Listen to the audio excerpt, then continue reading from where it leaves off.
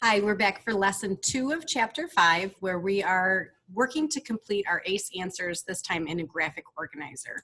So let's take a look at the second question. And I want to remind you of some of the directions. So the second question says, what does TJ show Stacy at the mercantile? So the mercantile is like the store. What does he want it for? Why might he feel this way? So first, before we even begin, I want to remind you the directions that ask you to underline the important words in the question. So what is it that you're going to focus on? I am not going to go through and show you what I would choose to underline. This time I expect you to do it yourself. So if you need to pause the video for a minute and do that, please pause now. So what I want to point out too is that this question has 3 questions to it.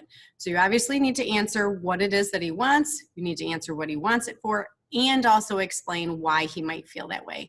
That third question may fit into your red example explanation sentences. It doesn't necessarily need a third detail. I think you can cover those 3 questions within the 5 boxes on here. All right, so we left off yesterday on page 106. So please get your book out. And let's pick up with page 106. By noon, the crowd, which had covered the field during the early morning, had thinned noticeably, and wagons and trucks began to pack up and head for town. After we had eaten our cold lunch of oiled sausages and cornbread washed down with Clabber milk, we did the same. On the main street of Strawberry, once more, Big Ma parked the wagon in front of a building where 4 shingles hung from a rusted post. One of the shingles read, Wade W. Jameson, attorney at law. Mr. Jameson live here? I cried, scrambling down. I want to see him. He don't live here, said Big Ma, opening her large purse. She pulled out a long manila envelope, checked inside, then gingerly put it back in again. This here's his office, and I got some business with him. You get on back in the wagon. Big Ma climbed down, but I didn't get back in. Can I just go up and say, hey? I persisted. So let me remind you who Mr. Jameson is. In a previous chapter, I think it was chapter 3, when we were getting the information about the land, we learned a little bit of information about the Jamesons. The young Jameson, who they're referring to here, is their lawyer. He is a white man who tends to be on their side and kind of fights for their situation and represents them. I'm gonna hey you, Big Ma said. You keep pestering me. She glanced over to Stacy and TJ. Y'all wait here for me, and soon as I get back, we'll go do that shopping so as we can go on home before it gets dark. When she had gone inside, TJ said, what do you want to see that old white man for anyway, Cassie? What you and him got to talk about? I just wanted to see him, that's all, I said, going to the raised sidewalk and taking a seat. I liked Mr. Jameson, and I didn't mind admitting it. He came to see us several times a year, mainly on business, and although the boys and I were somewhat shy of him, we were always glad to see him. He was the only white man I had ever heard address Mama and Big Ma as Mrs., and I liked him for it. Besides that, in his way, he was like Papa. Ask him a question and he would give it to you straight, with none of this pussyfooting around business. I liked that. After several minutes of watching farmers in faded overalls and their women in flower sack cut dresses promenading under the verandas, TJ said, why don't we go on down to the mercantile and look around? Stacy hesitated.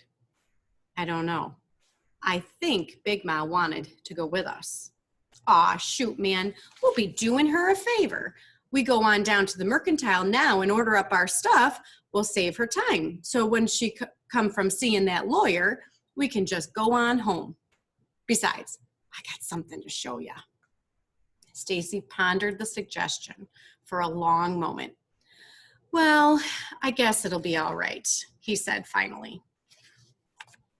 Big Ma said stay here, I objected, hoping that Mr. Jameson would come out with Big Ma. Stay here then, Stacy called over his shoulder as he crossed the street with TJ. I dashed after them. I wasn't about to stay on that sidewalk by myself. The Barnett Mercantile had everything. Its shelves, counters, and floor space boasted items from ladies' ribbons to burlap bags of seeds, from babies' bottles to brand new pot-bellied stoves. TJ, who had been to the store several times before, wove his way among the farmers and led us to a counter at the far corner of the room. The counter had a glass top, and beneath the glass were handguns, artfully displayed on a bolt of red velvet. Just look at it, TJ said dreamily. Ain't she something? What? I said. That pearl-handled one. Stacy, man, you ever seen a gun like that in your whole life? I'd sell my life for that gun. One of these days, I'm going to have it too. Now, I've never noticed that sentence before. Well, I have, but I never paid any attention. I'd sell my life for that gun. I reckon I ain't, said Stacy politely. It's a nice looking gun, all right. I stared down at the gun. A price tag of $35.95 stared back at me. That's a high price. $35.95? I almost screamed. Just for an old gun? What the devil you gonna use it for? Can't hunt with it. TJ looked at me in disgust.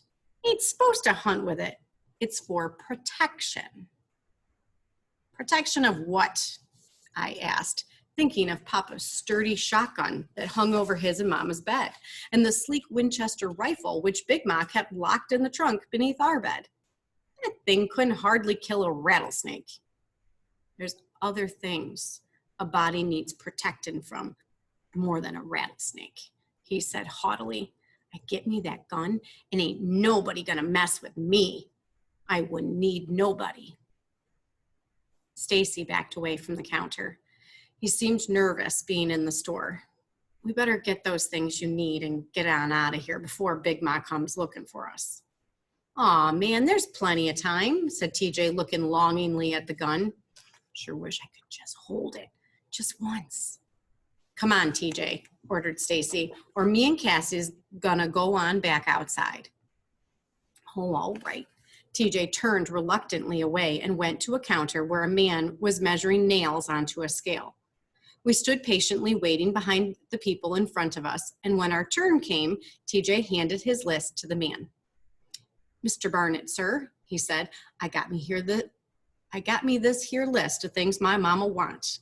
Now, I'm going to pause here because I believe that's getting into the third question. So you may want to stop and take some time to answer question 2. So let's peek at this again. This time I'm not typing the answers in for you. You have to do this yourself. But remember that we need to restate the question, at the mercantile, TJ wants, and you could give this answer as far as what it is that he wants. Make sure that you are specific. I want more than just one word.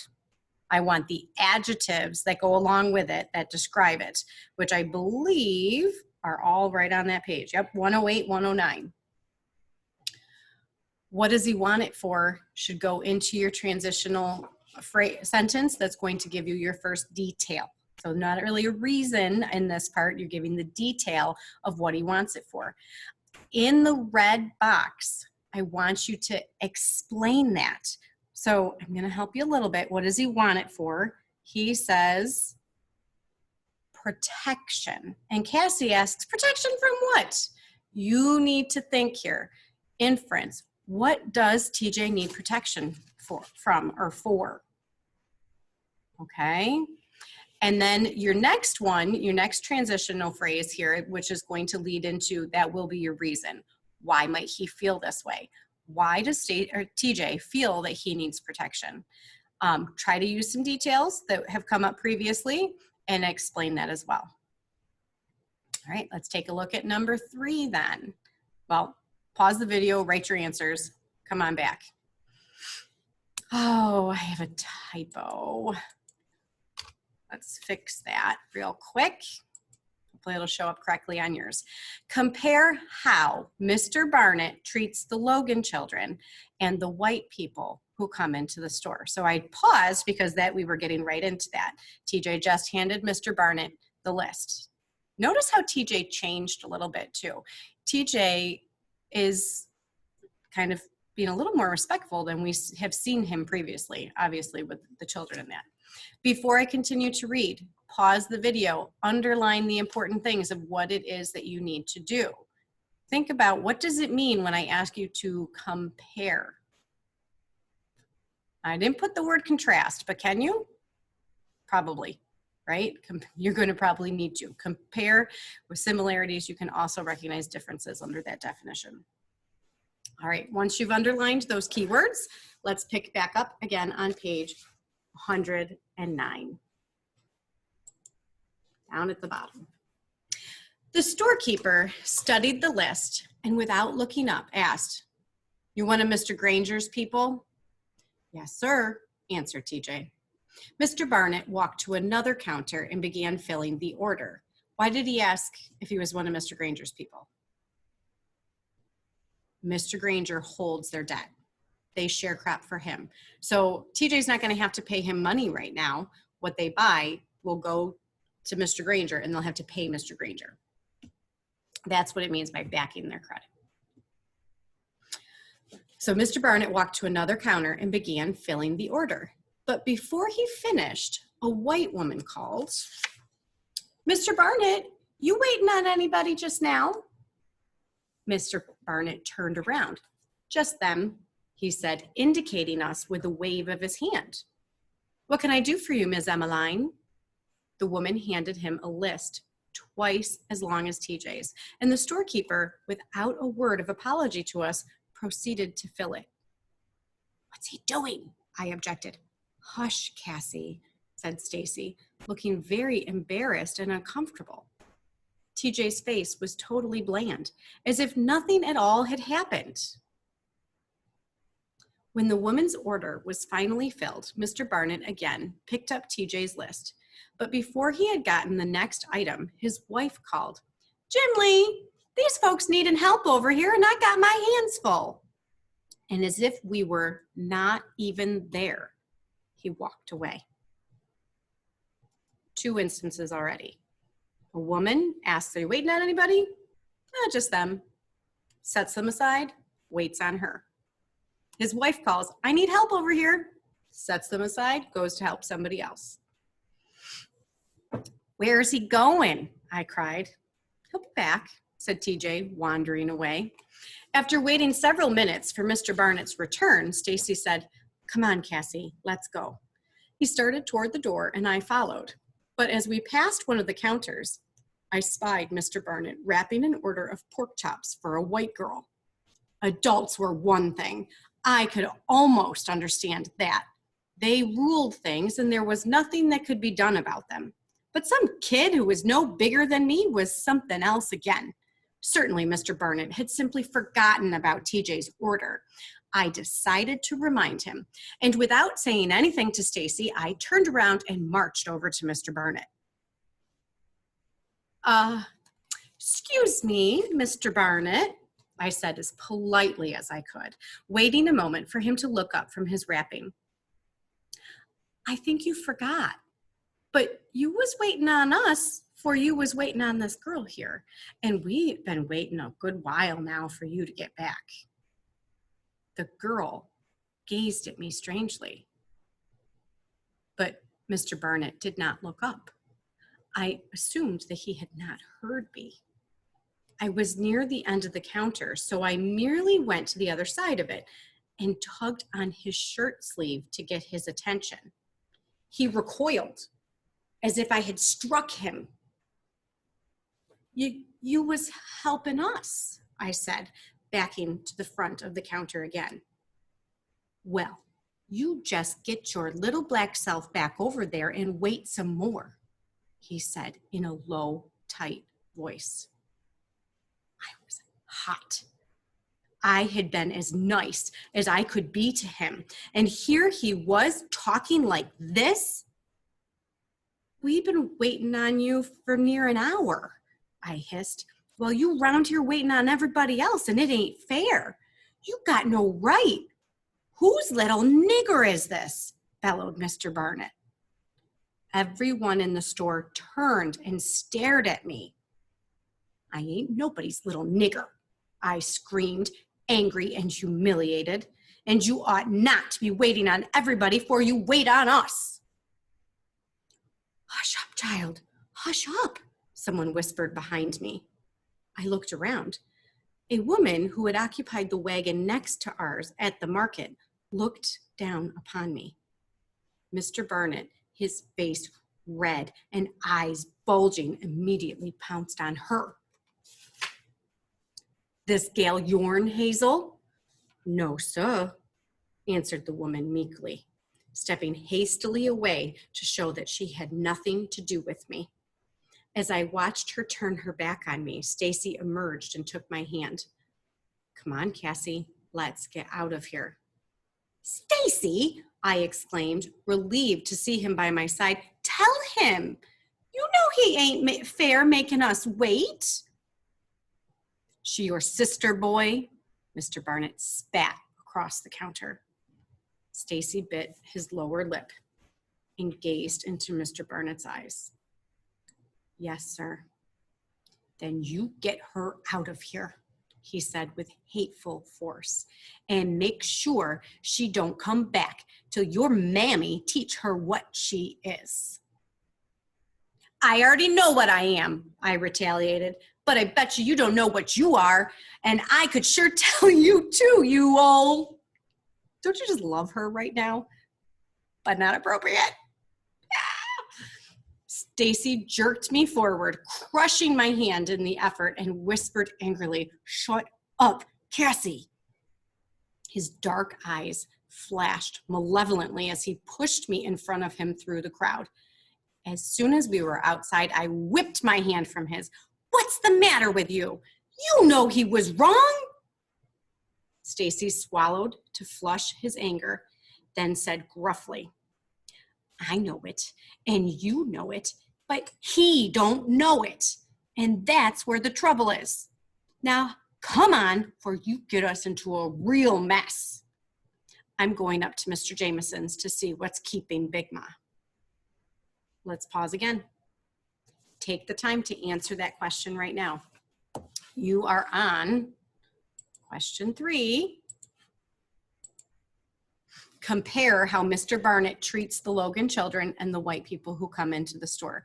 Now, I paused to point out the 2 instances of when he's actually treating, like filling their orders, right, with the 2 women. Now, I would kind of count that as one example that you can explain through both. For the other part, I want you to contrast that with the conversation that he has with Cassie. How does he treat these Black children? And it's obvious that that difference is simply because of the color of their skin. And there is a distinct difference in the way that they're treated. Make sure that you explain that.